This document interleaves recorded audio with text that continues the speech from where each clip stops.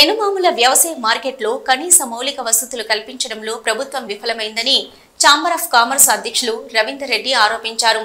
వరంగల్ ఎనుమాముల వ్యవసాయ మార్కెట్లో వ్యాపారులు, గుమస్తాలు, హమాలీ కార్మికులు మార్కెట్ యార్డులో మౌలిక వసతులు కల్పించడాన్ని కార్యాలయం ముందు ధర్నా నిర్వహించారు.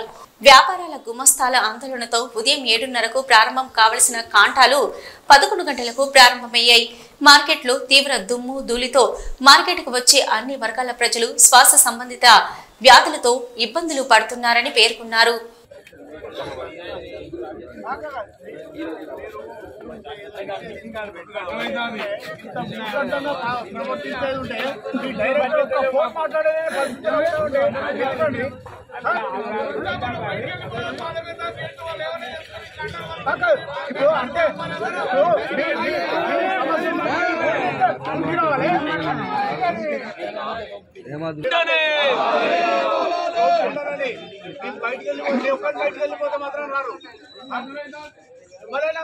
రోజు వరంగల్ ఎనుమాముల మార్కెట్ లోపల నిన్న కడారి సదానందం అనే గతంలో కూడా గుమాస్తాగా తర్వాత చిన్న వ్యాపారం నిర్వహిస్తూ మరి నిన్న ఇదే ఆఫీస్ ఎదురుగా వ్యాపారాల లావాదేవీలు క్రయ విక్రయాలు అయిన తర్వాత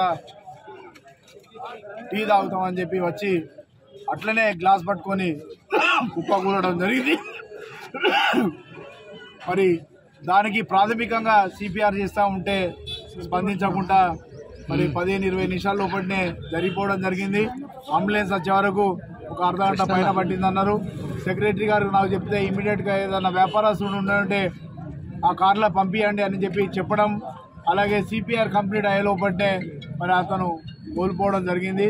గతంలో కూడా గుమస్తాలు కానీ కార్మికులు కానీ చాలామంది హాస్పిటల్లో పడి ఇదే మార్కెట్ లోపల సౌకర్యాలు, ఈ డస్ట్, పొల్యూషన్, వాటరు వీటి వల్ల నిత్యం వాళ్ళ ఆరోగ్య రీత్యాలు ఖరాబ్ అవుతున్నాయని ఛాంబర్ ఆఫ్ కామర్సు మేము వచ్చినాక 3 సంవత్సరాల లోపల వివిధ కార్పొరేట్ హాస్పిటల్స్ నుంచి వెళ్ళి మరి వారికి ఉచిత ఆరోగ్య సౌకర్యాలు 3 నెలలకు ఒకసారి కల్పించడం జరుగుతున్నది.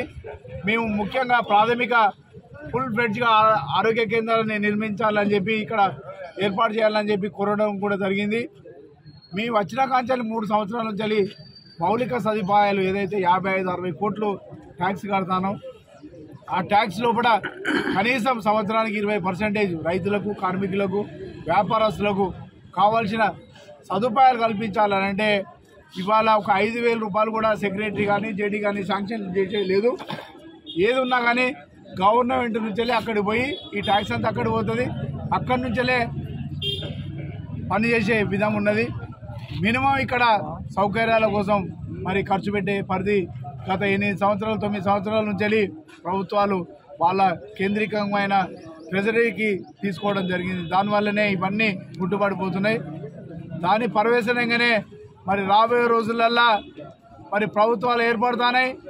గత ప్రభుత్వం పోయింది, కొత్త ప్రభుత్వం వచ్చినా కానీ ఇప్పటి వరకు కూడా ఏ ప్రజాప్రతినిధి కానీ ఏ మినిస్టర్స్ కానీ మరి ఎనుమాముల మార్కెట్ అంటే ఆసియాలో పెద్దది, మరి ఇంత పెద్ద వ్యవస్థను కనీసం ఏమున్నది, సౌకర్యాలు ఏమున్నది, వ్యాపారస్తులతో కానీ కార్మికులతో కానీ రైతులతో ఏర్పాటు చేసి మరి ఏ విధమైన సమస్యలని ఓ రోజు కూడా మరి ఏర్పాటు చేయలేదు. సంవత్సరాలు గడిచిపోతున్నా కానీ మరి దానికి కార్మికుల ఆవేదన, రైతుల ఆవేదన, కొన్ని వర్గాల చిన్న వ్యాపారస్తుల కోరిక మేరకు మరి మన వ్యాపారస్తులు సరిపోయిండు, రేపు ఇదే పరిస్థితి ఎవరికి రాకుండా ఉండాలంటే అధికారుల దృష్టికి తీసుకోవాల్సి ఉంటుందని బలంగా అనంటే మరి ఛాంబర్ ప్రెసిడెంట్గా నా బాధ్యతగా మరి ఈరోజు ఈ యొక్క నిరసన కార్యక్రమం తీసుకుపోయి అధికారుల దృష్టికి అయితే తీసుకోపోవడం జరిగింది.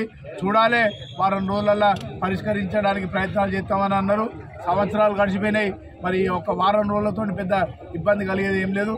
ఈ వారం రోజులలో కూడా మరి కరెక్ట్ అయిన కార్యాచరణ లేకపోతే మాత్రం రాబోయే రోజులలో నిర్వాధికంగా కూడా మా వాళ్ళు మార్కెట్ బంద్ చేసి, లేకపోతే గవర్నమెంటే రైతుల యొక్క ఉత్పత్తులు కొనే విధంగా వాళ్ళు తీసుకునే ఉంటే మనం ఊపుకునేదనే పరిస్థితిలే ఉన్నది. కాబట్టి దాని అధికారుల దృష్టికి అదే విషయాన్ని తీసుకుపోయినాం.